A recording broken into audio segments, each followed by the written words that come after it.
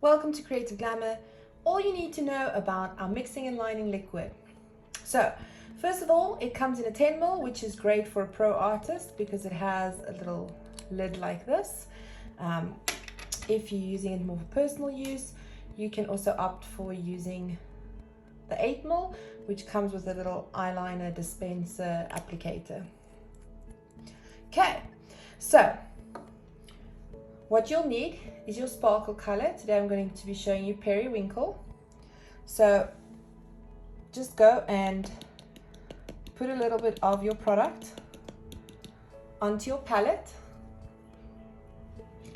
and then take your mixing and lining liquid, place a small amount into your lid, and just give a nice droplet or two to work with. Now, for mixing these two together I would suggest taking your pigment, placing it into your mixing and lining liquid, and you want to get a nice creamy paste. The moment it is too thin, it will be watery.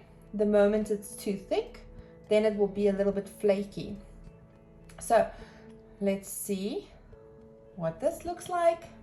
So on a larger area, you can use a larger brush.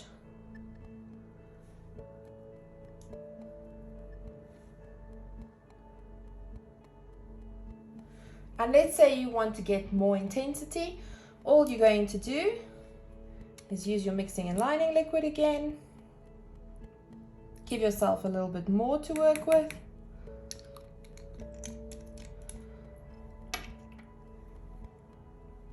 Take some more of your pigment and mix that into your mixing and lining liquid.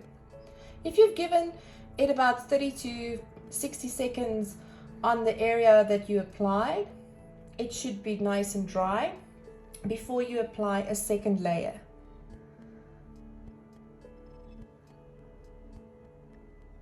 So can you see, it would be very easy to even up your intensity by giving it another layer if it was too thin.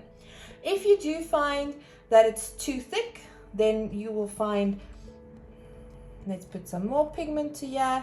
See, it becomes very pasty, and then when you apply it,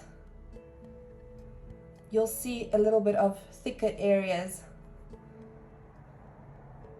and thinner areas, and that's what you're trying to avoid. Fall on your eye area. So like there you can see a nice little blob. Let's maybe bring that hand up. Yeah, maybe you can see it, I hope so. Okay, and then if you want to be doing it for like a graphic liner or just a nice colorful liner, remember to opt for using your little angled brush, right? And then once again you start the process. You use a drop of your mixing and lining liquid.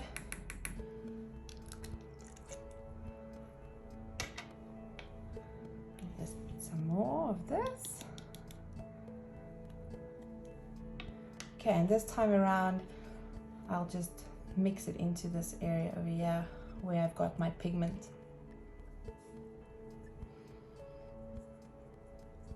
So can you see there, it's very runny. So can you imagine if you apply this and it's that runny, you might get a little bit of bleed, but let's see. It's not too bad, but it will take quite a while to dry when it's this runny, which you are trying to avoid. So the best consistency is a nice creamy kind of liquid.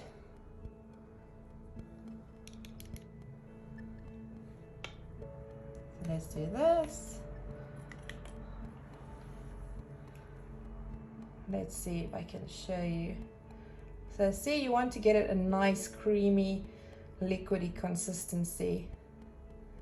Just remember to put your brush on the one side and then on the other side, and then you put your bristles nice and close to each other.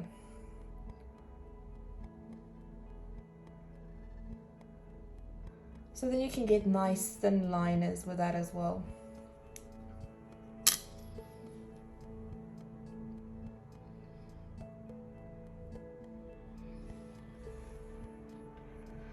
that is basically it for today.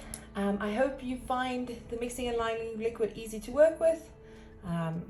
If you can see nice and up close, it makes it a nice metallic-y finish. And then, like, this one was the one that we applied first, so when you rub over it now, you can see that it doesn't smudge.